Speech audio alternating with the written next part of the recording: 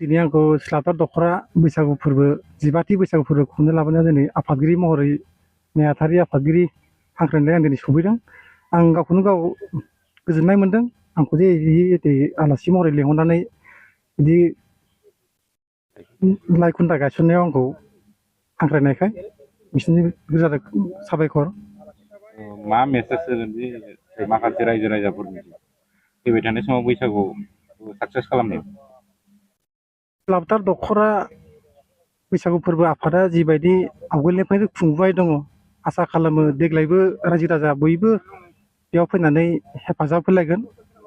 जेरैहाय दा आफादगिरि हिसाबै बुंनाय हिसाबै बेयाव बादायलायनाय बहुद लादोंनो आरो लोगोसे सिंगारफोर मेथाइ खनगिरि फैगोन। आसा खालामो रायजो राजा बयबो फैनानै बेयाव बयबो बाहागो लाफैयो रायजोजों। आरो बेयाव जोंनि बैसागु सिलाफाद दख'रा आफादनि जिथु बैसागु खुंनो लादों बेयाव बयबो हेफाजाब होगोन होननानै आं आसा खालामो। आङो जास्ट नेहाथारिल'। आं दा बेजों लोगोसेनो आं नेहाथारि आंनो जि दायथ' होबाय आं दा बेखौ सिलाफादनि जानानै मोनफ्रोमबो आफादनि आं नेहाथारि जानानै आं बेखौ मावनो थाखाय आवगायदों।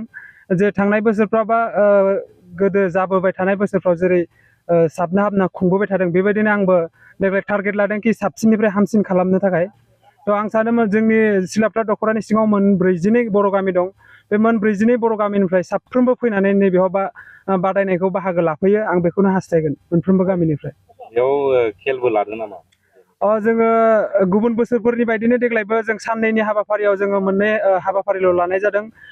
आइजोफोरनि थाखाय दुरुं बोनाय आरो काबादि, आरो हौवाफोरनि थाखाय बुलुर बुनाय आरो दुरुं बोनाय, बे मोननै जोंनि स्पर्ट्सखौ जोङो बेयाव इनक्लुड खालामनाय जादों। गं 42था गामि रायजो राजाफोरखौ मा खावलायहरनो?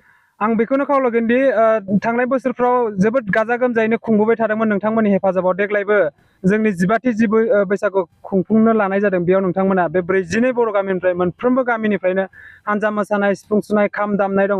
बेफोरखौ नोंथांमोना फैनानै लोब लोब बाहागो लाफैयो। जोंबो गोग्गानाय मोनो जे साबना हामना खुंफुंनायाव नोंथांमोननि मदद मोनगोन होननानै जोंबो आसा खालामो।